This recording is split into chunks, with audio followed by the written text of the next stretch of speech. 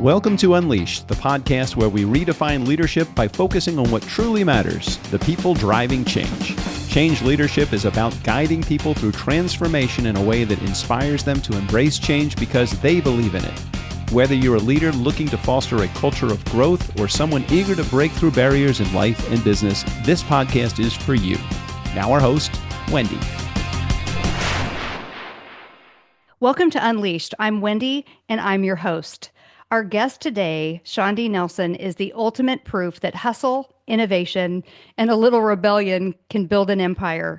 From hand-making oversized beanbags in 1998 to running over 300 Lovesac showrooms, generating almost $1 billion in revenue, and overall being a publicly traded furniture disruptor, Shawn D. Nelson has redefined what it means to scale a brand.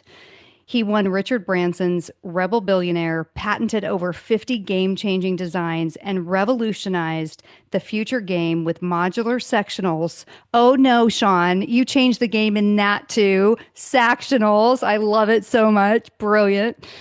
This man just stays true to his designed for life philosophy, building furniture that evolves with you, not the other way around. So, Shawn, we finally made it happen. You're on Unleashed, and I just so appreciate you being here.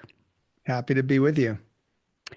Well, Shawn, your background is just so eclectic. You've done a little bit of everything. I recently listened to your podcast with Sarah Blakely, Just Do Something, and you are two of my most admired and iconic retail success stories. Well, okay, Joe Kudla with Viore is maybe a close third, but you talk so much about mindset. So just dig into what you and Sarah talked about a little bit with this entrepreneurial spirit of mindset. Yeah. I mean, my entire podcast is wrapped around these 25 little Shawnisms that I outline in my book called Let Me Save You 25 Years, which is the name of the podcast. And we open with the first Shawnism of all, just do something. And Sarah was good enough to come on and unpack that with me. And this is, I believe, kind of the ultimate entrepreneurial mindset, right? Like there's always so much thinking, so much planning, so much talking, but doing is really what separates entrepreneurs from entrepreneurs, and not just entrepreneurs, but people of action. And in general, Sarah and I went deep on that first episode into how to maintain this bias for action. And to this day, I think my own people at Lovesac would probably support and maybe complain a little bit about my bias for action. I want to do things. I want to push us out of the nest. I want to not just allow another month, another half a year, another year slip by where we're talking about something, but you have to set goals that really push you out of that nest. And I believe we're still living up to that today at Lovesac. Yeah. Well, I mean, clearly you look at your success and you don't experience that kind of success by just sitting back and talking about it. I know you're passionate about taking those small, almost impulsive actions. So, can you think of a time when you did that? You took just what you thought was going to be just a small action, and it set off a chain of reaction that just changed everything for you. Sure. I mean, the reason the podcast and the book, Let Me Save You 25 Years, opens with that epithet is because Lovesac began that way. I had this dumb idea to make a giant beanbag while I'm sitting there. I'm 10 days out of high school watching The Price is Right, just kind of summertime. The Price is Right. Blues. And I had this dumb idea, like how funny would it be to have a beanbag like that big, like the whole floor, me to the TV. So I got off the couch, turned off the TV, drove down to Joann's Fabrics, bought 7 yards of black vinyl, 7 yards of tan vinyl, and brought it home and cut it out and sewed it up. Like I took action that day, that moment, right? Ironically, it was getting off the couch that birthed now hopefully the best-selling couch in the United States of America, Sectionals anyway, for sure. And so talk about a chain of events. It's now 26 years later.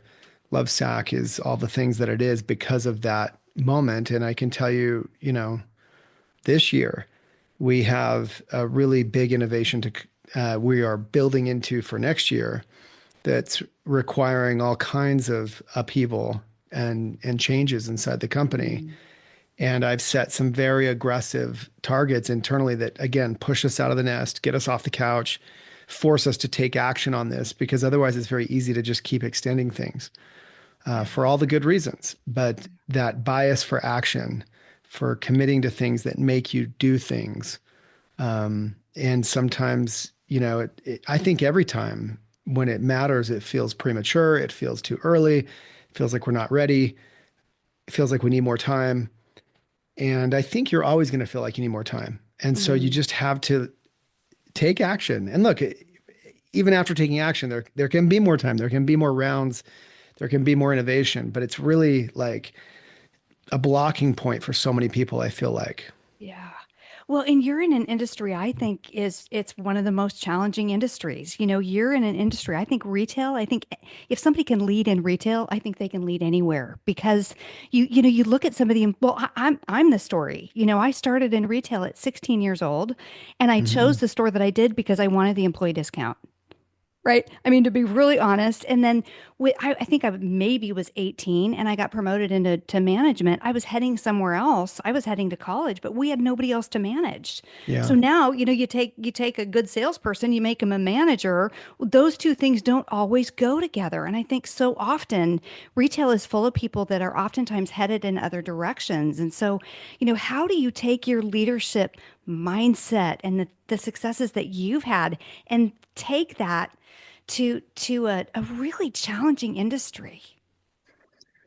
Uh, I think that retail is extremely challenging for lots of reasons and perhaps becoming more so. Yeah. You combine it with furniture, which Right. has its own challenges, Yeah. both as an industry, as a category, as a stock, in the stock market. All of these things surround me. And I think that the same principles hold true. It's just at a different scale. Like you mentioned, take it down to the employee level, right? People that are great salespeople aren't always the best sales managers. And um, so that's just one small example of where retail is an extremely multifaceted game, which is why I love it. It requires a ton of soft skills, a ton of hard skills, a ton of business skills, marketing, finance. It's all rolled up into this grand exercise that we call retail. And today, I think retail is almost synonymous, depending on who's listening, Mm. with digital. It's not even there's not even really a divide anymore, right? Selling is selling, appearing in the world, whether virtually through a screen or in person in a store, are all just kind of now melding into one exercise. And thankfully, Lovesac has always been on the front edge of that curve, I think, partly because we've always been such a weird concept. So we didn't fit any molds. We couldn't buy fixtures from fixture makers because they were mostly for clothing. We couldn't use POS systems off the shelf because they were mostly for SKU based whatever. And in our case, we're configuring these weird objects that, we just don't fit any mold for anything. So we kind of had to Right. invent this whole thing along the way. And somewhere over this last decade, I think we have become, in many respects, I think the most integrated omni-channel retailer in the sense that everything from our showrooms, which don't carry inventory anymore, they used to be stores. They're not stores, they're showrooms, Yeah. really to drive sales online. But at the same time, our online is meant to drive people into our showrooms to experience the product because these are big 5, 10, $15,000 purchases that people want to sit on one time before they commit like that. So we've kind of been dragged by the strangeness of our product and execution into a place that is actually, I think, very cutting edge, where, even the way our frontline employees are incented aligns with this omni-channel sort of way. Like you could buy the sack from me. I'll take your credit card, I'll get the credit for it on my team at the same time. I'm not on commission. And you go home and buy it online. I don't mind. Like either way, I will get credit for it. And all of these little aspects that I'm tapping into represent a much grander, well orchestrated execution across digital, across physical, that is where brands want to be if they want to really be competitive on the go forward in this landscape. Yeah. It's so interesting that you bring up omni-channel because everywhere I turn anymore, it seems like, when we talk about customer experience, because that's my passion, is brick and mortar customer experience. And I was at NRF this year, the National Retail Federation, in January, and every single speaker is talking customer experience. What they're talking Sure. about, though, is digital. They're talking Hmm. about the customer journey before the customer gets in the store. And I'm like raising my hand going, wait a minute, what about when the customer actually gets in the store? Because there's Hmm. this whole thought thinking that customer experience is omni-channel.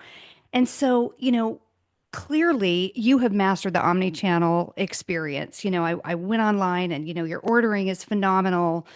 What do you do to bridge that gap between what that customer expects they're going to experience? Because the likelihood is they've been online before they even come into your store. They know a little bit Hmm. about your brand. They've, gone along this journey. So what do you do in your stores to make sure that once that customer actually bridges that gap and walks into a brick and mortar store, that it is this differentiated experience?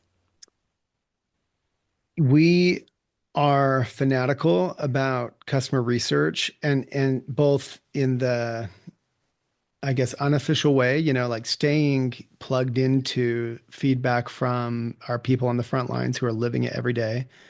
I spend time in showrooms personally. My whole top team and even beyond the top team are compelled to spend time in showrooms working alongside the frontline employees, experiencing, hearing customer interactions, experiencing, every quarter, every month.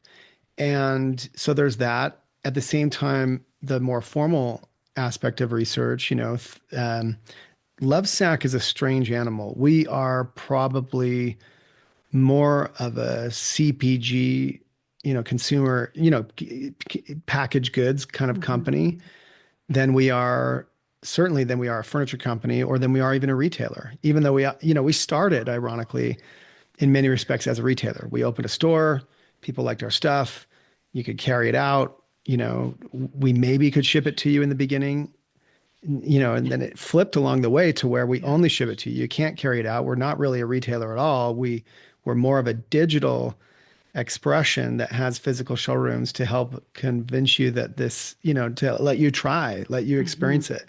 And so that whole journey is constantly informed by, like I said, kind of unofficial, experiential observation, kind of research and proper research through the CPG mechanism. So, for instance, we hire people from uh, Pepsi, Ford, Unilever, Procter and Gamble in our marketing realm that are very experienced with consumer insights and know how to execute. And we have a whole consumer insights team knows how to execute Mhm. that kind of formal research and also act on that formal research and boil it down to actionable marketing um, activities. Now, if you didn't understand what I'm expressing, it's because you might have a more, I don't mean you, I just mean a Yeah. listener, right? Might Mhm. have a more traditional retail background or even straight up digital background that where those activities in the way that I'm expressing them are perhaps a little bit foreign. And that's the interesting thing is that we didn't always have that at Lovesac. That came to us through a number of key hires a decade ago, where we really made this pivot again from being a retailer to being an omnichannel execution, Mhm. adopting the CPG kind of go-to-market approach. And so Mhm. fast forward to today, it's ironic that every one of my competitors that our, again, expensive sectional sofas get compared to are those more traditional retailers, catalog retailers, even, Pottery Barn, West Elm, Crate and Mhm. Barrel, Restoration Mhm. Hardware, our house. And while, of course, all of those companies have websites and do plenty of web business, the way that they even drive their product innovation is much more of a merchant led approach, which, of course, any traditional retailer listening understands. Lovesac doesn't do that. We we don't have rugs and lamps and bowls and baskets and all the stuff to go with our sectional sofas, which is Yeah. what you would expect if we were behaving like those other entities, of course, that are in many cases larger than us, and in some respects more sophisticated than us. But in other respects, I think Lovesac is probably more sophisticated than they are from an advertising and marketing perspective Yeah. through the lens, again, of a CPG engine. And so, again, this may or may not be useful to anyone listening, but I'm just being honest. You asked the question, like, that's what we've evolved into. And Hmm. that's the reason I think we show up the way we do today. Yeah. Well, and the reason I asked that whole question is, just as we have been a part of this evolution of retail, and I was thinking, before we pressed record and before you logged into this podcast, we look back to retail as the pre-internet days. Like there was no Amazon, there was no e-commerce, there Yeah. there was no internet. And I said that to my son the other day. He's Hmm. 25. He goes, "Mom, how'd you email?" I'm like, honey, like there was no internet. He goes, "Mom, how'd you book your airline ticket?" I'm like, Yeah. well, I had to think about that one. We had those Right. big book. Yeah, anyway. I was thinking about retail though in pre-internet days, and Nordstrom was clearly leading the way, and they were leading that with you can return anything. And then we moved into the retail apocalypse where even Sears, iconic stores went away. And so now, we're seeing smaller footprints. We're seeing stores within stores, which I know you all have just branched into, which I want to get to in just a Sure. minute. I just, as you've gone through this evolution, there are stores that are closing their doors and you are opening 30 to 40 stores a year, Shawn. Hmm. Like that in retail, you are one of the few that's opening, not closing. Sure. So, you look back at the evolution, you look back at the journey, and what do you think has gotten you to here that you're opening and not closing? Yeah. I think one overarching principle is evolve or die. Yeah. And of course, I think that, that's kind of a trite phrase. We've seen it printed on t-shirts or something, but you really have to be willing to challenge everything. You have to be willing to challenge your own product lines. We're doing that right now. We just announced this new product line called EverCouch, and immediately, I think from the outside looking in, it can appear like, well, isn't that going to cut into your Sactional sales? Probably to some degree, but at the same time, we're not meeting through our research. We know we're not meeting the needs of people who want just a regular sofa, uh, armchair, love seat. Hmm. Sactionals can do that. I'm sitting in a Sactionals armchair at this moment, but it's quite large and it doesn't fit in most spaces the way that a typical sort of armchair should. So we have a whole new line coming out that will be cannibalistic, but also will get us into whole new rooms in the home.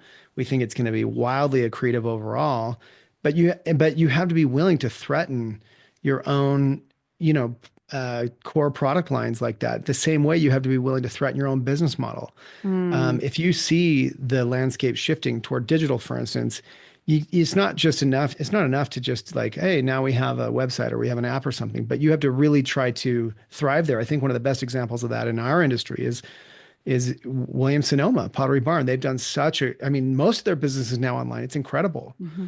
And that's having a detrimental impact. I think they are one that's closing a few locations. But look, they're also in a different place as a brand than Lovesac is. They've been around for a few decades beyond us. Hmm. So they've scaled and had to maybe come and now having to maybe come back. And so I think as we're looking at our businesses, are we being really honest about where we are? We may be really proud that we're opening a bunch of stores this year, for instance. And I'm not talking about Lovesac, I'm talking about anyone listening. Yeah. But is that just because you're young and you haven't scaled? So of course it's all blank, a blank slate to you, which Right. by the way is great. But you have to be thinking beyond that, right? So if you want the kind of sustained success that Lovesac thankfully has had and will still have, you have to be constantly innovating and constantly evolving. It was a very bold move of us 9 years ago, even to purge most of our SKUs, pare it down to Sactionals, and convert all of those kind of general furniture stores that we were becoming. We were back then we did have rugs and lamps and bowls and baskets, and we purged all of that. And we focused these small footprint boxes only on Sectionals. And yes, there's a couple Sacs in there. And that was almost sacrilegious, to use the pun, because we were always a Sac brand. And now there's only a couple of them in that footprint. So, even our namesake, Lovesac, we kind of abandoned, not completely, but partially. But you have to be bold enough to do that. You can't just say, well, at that time, most of our sales were in Sacs. We pared it down to just a couple. And we pivoted the whole box around Sectionals because we saw what was going on with the Caspers and the Warby Parkers and the Tesla stores even. And we said, man, we have the product for that model. And that's what we did. Now we're still stamping those out. Even as, by the way, I see a new path with a whole new product line that I haven't mentioned that may have us opening hundreds more of a different format even potentially, right? And so that's us innovating, layers and layers of innovation. And being constantly willing to, even threaten the stuff that's keeping you alive today. Yeah. Well, and it's that balance, right? Because there's a lot of times that I'm working with retailers and I'm like, wait a minute, let's get consistency first over innovation because they don't have the basics down.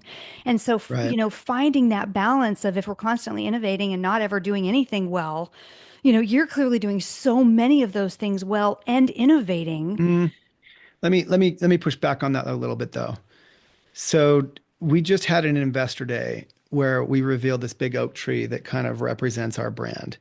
And when we use this analogy to express that Lovesac is one branch of this giant oak tree, this brand that we're trying to build for the future. And there will be many branches. And we announced EverCouch, and it'll be a new branch. Yeah. But there's many branches after that. And my point is, I've had this picture of this oak tree on the wall of my office for over a decade.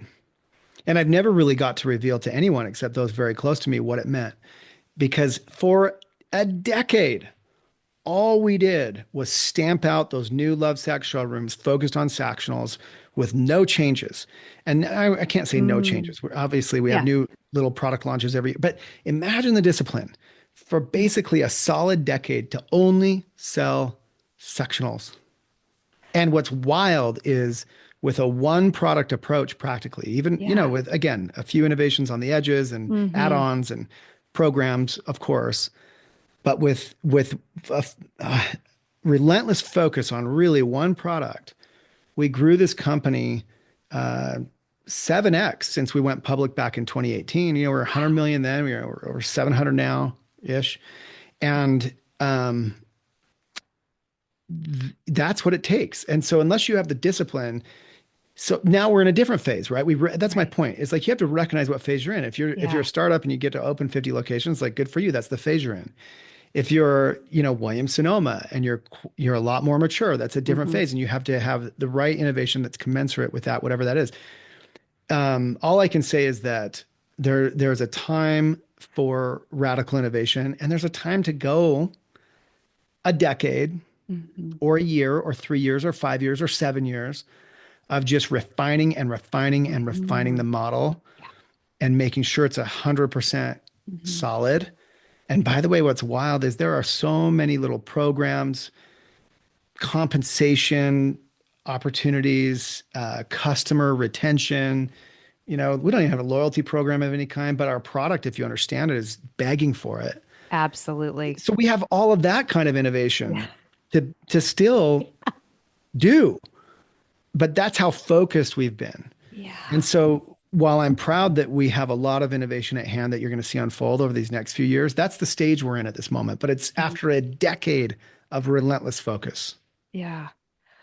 I can't wait to see what's next for you because I look at some of the things that you've done that are quote unquote the basics so well. And then other things that are so unbelievably innovative. And this is going to sound so simple. When I was in your store, I was like jumping up and down. I was so excited because I've never seen it done before. I'm 5'1". Okay. My Mima, I am. I know people don't believe that when they see me live. I'm 5'1". My Mima my grandma was 104 when she died, and she was 4'10". She always said 4'10 and a half. Okay. We could not find a piece of furniture for her where her feet weren't like, No, that's sticking funny. out where she could actually touch the ground. And we went everywhere. Hmm. And I was in your store and my feet never touch the ground when I'm on Hmm. a sofa. And Hmm. this sweet girl said, "Come here for a minute." And my son, who is 6'2", is loving the part of that he's sitting on, and what for Yeah. whatever reason he chose the deeper one. But you actually can do a sectional where it's deeper in one place and it's shallower in one place Yeah. for me. Like With the that same is, SKUs. Yeah. Shawn, that's freaking brilliant. Thank you. Like, Yeah. so do you have this innovation team? Like, how do you create this? Because it can't just be you. It's got to be No, of led by course not. you. Like, how do you do this? How do you create that team and that culture within your organization? Yeah, I mean, of course, it's not just me. I mean, I definitely am a product guy at heart, and I think an innovator. What does that mean? I'm a problem solver. We you look at things and you think, how can it be better? How can you solve this problem or that problem? It's really not much more than that. But I have a whole team of people that think that way, and but you have to get a diverse group over time as you can afford. Look, in the beginning, it was me and a buddy. And thankfully, that buddy's actually still around. He's our head of product development. He and I work very Wow. closely together. I'm very proud of that. And we kind of share a brain. He knows how I think. I know how he thinks. I trust his taste level. He's got a better taste level than I do. But beyond that, though, we have now, as we've grown, we have a diverse group of people, engineers, designers, industrial designers, mostly. I mean, that's again, we're a weird company. Like in most companies, it would be merchants driving this with vendors kind of, doing a lot of innovation and sampling. In our world, it's actually, we're trying to invent solutions for things. So Sectionals that do what you just described have all of these abilities. And again, that's part of the reason it's been a successful product line for 2 decades now, but especially this last decade is because again, it's kind of an apex predator in that realm. But what's nice, and this is what's unique about our long protracted evolution, which wasn't always so pretty. I mean, we've been through some very tough times as a company, the toughest. We had to reset, complete Chapter 11 reorg in the early days because we, Wow. messed up in 100 ways. But somehow we survived. And what's unique about our evolution is we weren't born with some kind of grand mission or purpose. Today, I think we have a very beautiful stated purpose to inspire humankind to buy better stuff so they can buy less stuff. Like those sectionals that you described can be like this one I'm on is 17 years old. It's mated with brand new pieces. It has its 10th set of covers, but it can be, and I'm sitting in it deep. It could be shallow. It can do all the things. It can receive stealth tech, our surround sound system that's embedded, because that's how we think. But that way of thinking we call designed for life. Things that are built to last a lifetime, but can evolve with you as your life changes, as you get taller, as your family grows, as whatever. Um, that's the egg. So we had the chicken first at Lovesac. We invented Sactionals for lots of reasons to solve a few problems. They ended up solving 10 other problems. They ended up being the apex predator for Sectionals. And as we observed that and why they resonate with customers and why we're selling them so well and why people love them so much, we distilled from it a whole design framework that is ours and ours alone, designed for life, right? So now we have the egg to birth other chickens. So as we look at Mm. any other product in your life, in your home, we can look at it and say, okay, how can we make it built to last a lifetime, designed to evolve? And then we sick our team of talented engineers and designers on that, and I get to participate in that as well. And what's amazing is when you have, this is what I'm after. I'm not compelling you to go adopt my design philosophy necessarily. I'm compelling a listener to think about what is your design philosophy? Do you have Right. one? Because when you do, and you look at a thing, you're able to then uh, design to that philosophy, and the thing that falls out of that process is different. And in our case, I think it will be more sustainable, it will be more functional, It must be beautiful because if you don't want it and you can't love it, you're not going to keep it. And it's a high bar, and it takes us years to cook up some of these products, for real, years. Mm. But the end result is now the apex predator of fill in the blank. That's our hope, and that's what I Yeah. believe can be the case, will be the case for Lovesac. Now, the best part is you can think I'm full of crap, but in the immortal words of Bruno Mars, don't believe me, Mm. just watch. We're going to go do Yeah. this. We're doing it Yeah. with an ing. And I think we're about to enter a stage at Lovesac where you're going to see an unprecedented amount of innovation launched on the world. Mm. But I did not start this company with any kind of this vision. I was just trying to survive. I made a big beanbag. People liked it. People wanted to buy the couch that was in our stores. It was just there to look pretty. Hey, how can we make couches cool? And now Mhm. here we are today. So we've definitely tried to, make lemonade Mhm. out of whatever lemons we began with. But that's where we are. Yeah. Well, I love your passion around innovation. I love your passion around the basics. I love your passion around, making the mistake and learning from it and your authenticity about, filing, bankruptcy and, Yeah. coming back from that. And so, when you look at all the things that you have done from, making the first beanbag in your garage and, one of the other stories that I was cracking up about was, you were using camp mattress foam for your first Yeah. I like mean, the first sack was just, I had, I was so impulsive, right? I went down to the fabric store, bought the fabric, brought it home, cut it into figure eight, started sewing it up, jammed my mom's sewing machine so the neighbor finished sewing it for me, put a zipper in it, but then I had to stuff it.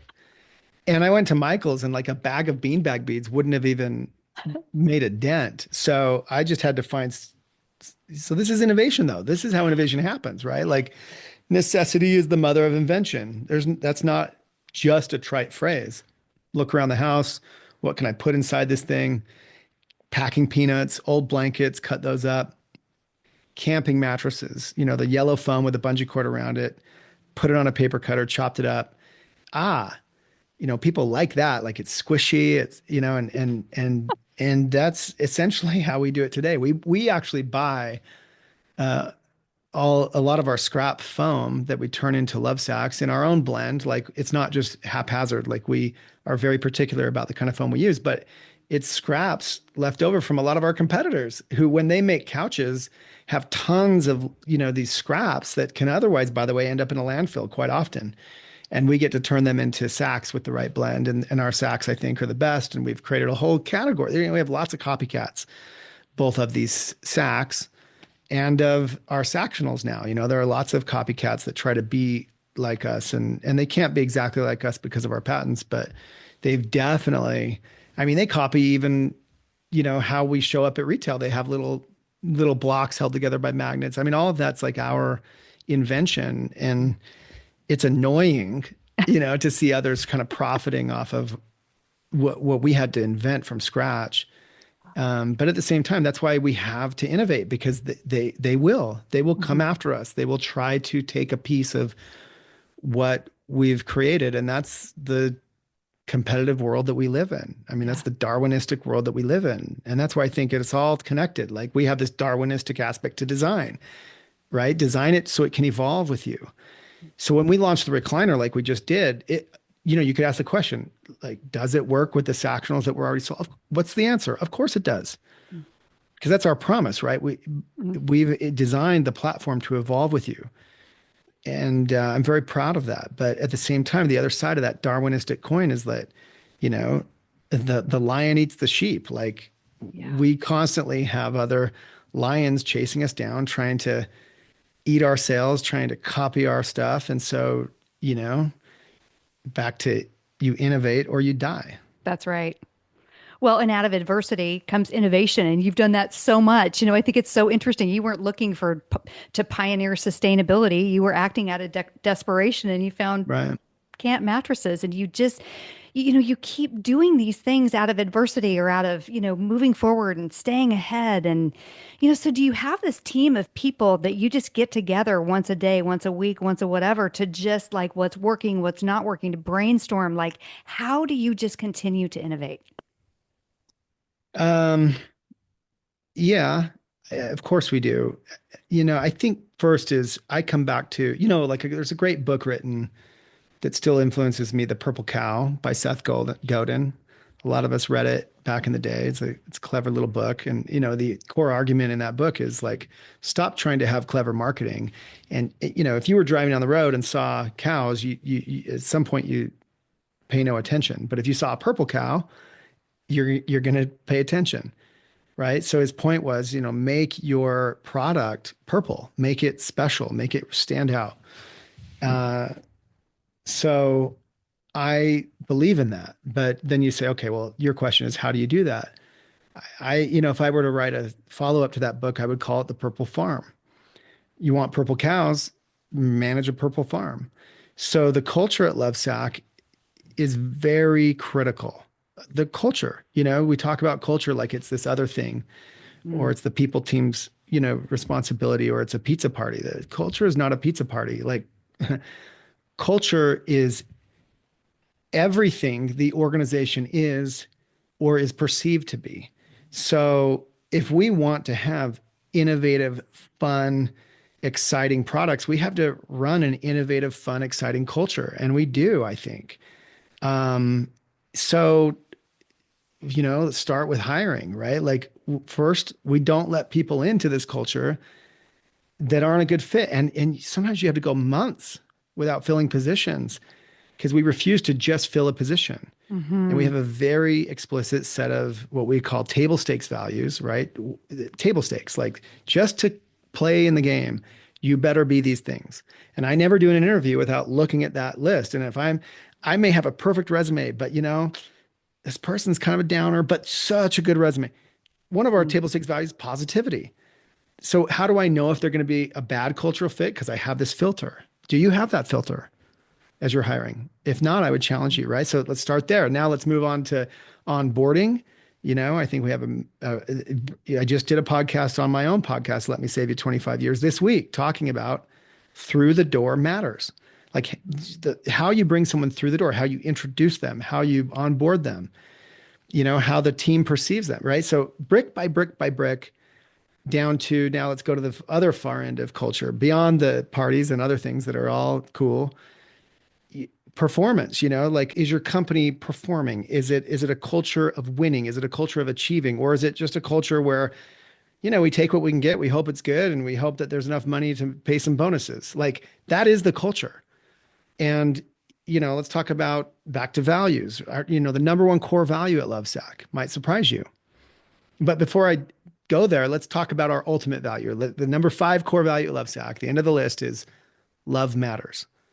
And it has to be, right? We're hanging it above the door. We're wearing it on a t-shirt. You can't come into our showroom and we're kind of like a bunch of commission-driven jerks. And hopefully you felt that, Wendi, when you went in. And these were hopefully generally nice people who were just happy to help you. And they, that's the vibe we're, of course, trying to put out there with Lovesac. But at the other end of the spectrum, really, our number one core value at Lovesac is top ambition. We're not effing around. Like we are trying to build, I told you about our purpose, right? To inspire humankind to buy better, to buy less. Our mission, what the business is trying to achieve, is to build the most loved brand in America. Not most loved couch brand, not most loved home brand even, most loved brand in America, full stop. Now, that may take me another decade or 2 or 3. Okay, that's our culture. Our culture is long-termism. We'll go as long as it takes. If we're not ready to launch, if we need another 3 years of refining that retail concept, then we'll give it 3 years. We'll give it 10 years. We'll give our, but our culture is one of achieving, right? So when you build a culture around a set of values, and I only shared a couple of them, that is well known, well articulated, woven into the weekly, discussion in our town hall meetings, in our individual meetings, when you have a whole leadership team that's aligned to weaving the lexicon of the values and the mission and the purpose into their daily conversations, their coaching conversations, then we need to answer your question. How do you drive innovation? You getting together. It happens because that is the culture. You have a bunch of really well-selected, capable, loving, well-intended people. Who, of course, those people have great ideas constantly. Too many, in fact. The harder part is not running around doing all the things. Yeah. Like the harder part is culling it down to the few things that you can even afford to do. And then, by the way, putting them against a timeline that's affordable and achievable. And Hmm. because if you get that wrong, you're going to let everybody down and everybody's going to miss bonus and everybody's going to be constantly failing. So, look, and I'm only touching on a few things. Business is flipping hard. Yeah. And I think to some degree, and I might be biased, retail and product-based businesses are amongst the hardest. Agree. You're balancing people en masse. Lovesac has a couple thousand employees. You're not, a tech company our size could get away with like 40. You know what I mean? So you're Yeah. balancing people, you're balancing culture, you're balancing performance, you're living day to day, hour by hour, week to week, as well as year by year, decade by decade, managing financial planning, not just to the, setting high goals or something, but setting achievable goals so you can hit them. And by the way, stay in charge of your company because you're a public company answering to public investors, all of these things, keeping everyone motivated. It goes on and on and on and on and on. It's the reason that I love it. And if it takes me 30 more years, I'll give it 30. Yeah. Because what else am I going to do? Is there a more interesting endeavor to be involved in, let alone surrounded by really great people every day, talented people, day in, day out? Yeah. Is it hard? Is it tiring? Is it exhausting? Sure. If I were good at carving marble, I would extract a David statue, but that's not my ability, right? This Yeah. is my craft. I enjoy it. I love it. I've surrounded myself with people who also enjoy and love their aspect of this craft. And when you have that, you have a culture of innovation, and that's how innovation Mm. happens. Mm. Well, and it's something you can't train. I love that you totally get that. It's who you people have to come in with those values. Like you can't say, "Hey, you got to have a lot of love in your life, got to have a lot of positivity." Like you can't train that. Or you got to be innovative. Mm. You're Yeah. hiring, you're self-selecting. So I'm telling you, man, like Mm. that selection process, not just getting the right people in, but also keeping the wrong ones out. Because you and I both know one wrong person can cause so much havoc. Yep, that's right. And look, it happens, and people also evolve or devolve. Hmm. But it is insane Yeah. how damaging. And that's why we have to be very careful. And look, you can't get it right 100% of the time. But if you get it right most of the time and you really avoid the truly bad fits, Yeah. you'll be okay. Yeah. Well, and I've heard that, we've all heard that our whole lives, it's really hard to find great people. Well, I don't think it's hard to find great people. It's hard to find great people quickly. And what we do is we wait until they leave and then we start the interview, just forget about it. And if you don't have a Yeah. great culture, then that's just a double whammy. And so I just, man, you are just doing some things right, Shawn. You are leading the way, and there are very few retailers that are doing that. So, I'd follow you anywhere. You're Oh, you're you're doing sweet. amazing things. Look, and Yeah. I think the last thing I'll say is, because I just did a podcast on this, like that's how my podcast works. I go with these topics. You get it right at the top, and the rest takes care of itself. And Yeah. so I have to be out there personally. I have to be in those showrooms. I have Yeah. to be on social media. I DM with customers and employees all day long Yep.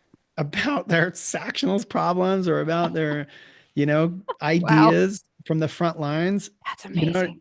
well, no, I'm just saying like that's part of my role. I accept it, Hmm. right?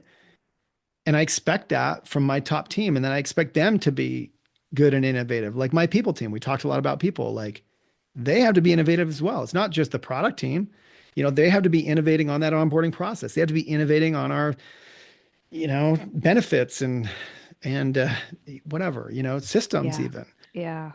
And so you have to have a culture of innovation. You have to be relentless and you have to be honest with yourself. Because if you're not relentless and if you don't have the ambition and you're just there to collect a bonus or, get some target and get a paycheck and cash out or something, people smell it.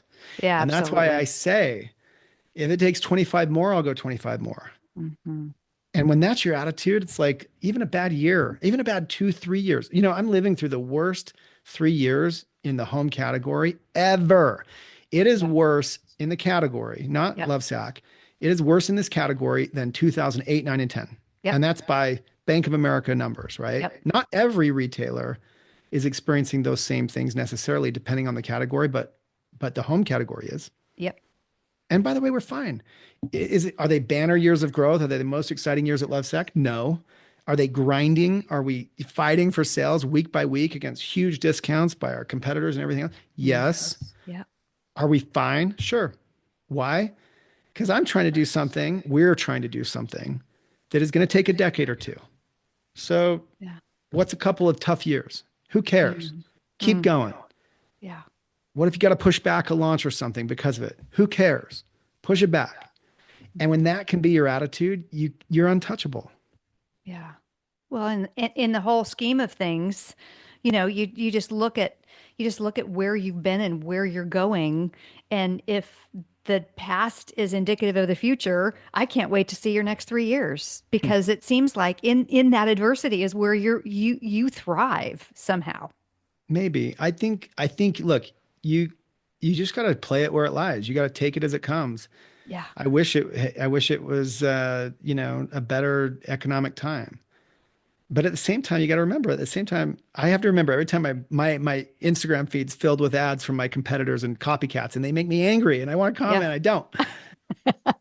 But by the way, they look slick on the outside. They're stealing our marketing. They're sometimes using my images. They're literally using Oh, our photographs in their oh, marketing. come on. But by the way, they're experiencing the same kind of headwinds, and they don't have my Yeah. team. They Mm, don't have my funding. They don't have our brand strength. They don't have our customer count. yeah. They don't have our loyalty. So it's like they look glossy on the outside, but I know who we are on the inside. And I think I'm just saying this because we all have to remind ourselves of that. Yeah. You look around and everyone's always crushing and you feel like your stuff's the hardest. Listen, it's just hard everywhere. It really is. Yeah. And you got to just kind of embrace the fight. This is your medium. This is you carving marble. Like enjoy the craft, enjoy Mhm. the challenge, enjoy the multifacetedness of it, and just roll Yeah. with it. Yeah. Well, Shawn, I so appreciate you've given us so many great nuggets, and I just appreciate your time. I appreciate your wisdom. I appreciate your patience, so many things. So I know that you also are passionate about saving other entrepreneurs and leaders and people 25 years. It's the name of your book, it's the name of your podcast. So, if you were to give my audience 25 years in one sentence, what's the best business advice that you've got? I'd have to go with the last Shawnism in the book. Um, Maintain top ambition with infinite patience. And Mm, look, patience is one of those things that sounds antithetical to ambition. It sounds like, patience should not be, misconstrued with complacence. It's not the same. mm, And I had to learn the hard way. I was a very impatient, precocious founder that had to learn patience the hard way by having it rammed down my throat. mm. And thankfully, I'm on the other side of that. And when you're able, but I haven't lost my ambition. Like we really will build the most loved brand in America. And it will surprise everybody because come on, it's this beanbag company, it's couch company. We may not be the biggest because I refuse to behave like Apple. I refuse to try and sell you the same device, con you into buying the same thing from me every couple of years because the last one wore out because I Mhm. designed it to wear out. Mhm. Instead, we are on the opposite end of the spectrum. I want you to have what you buy from Lovesac for the rest of your life. If you're willing to, if you want to upgrade it, adapt it, change it, grow it with us, we'll continue to provide those opportunities. And that's unique to our brand. So the longevity of everything is at the core of what we're doing here. And with that is required some patience. And with Mm. goals like that, right? Maintain top ambition with an infinite patience. If you're going to have top ambition, unless you just get radically lucky, you've got to have the patience to go with it. Yeah.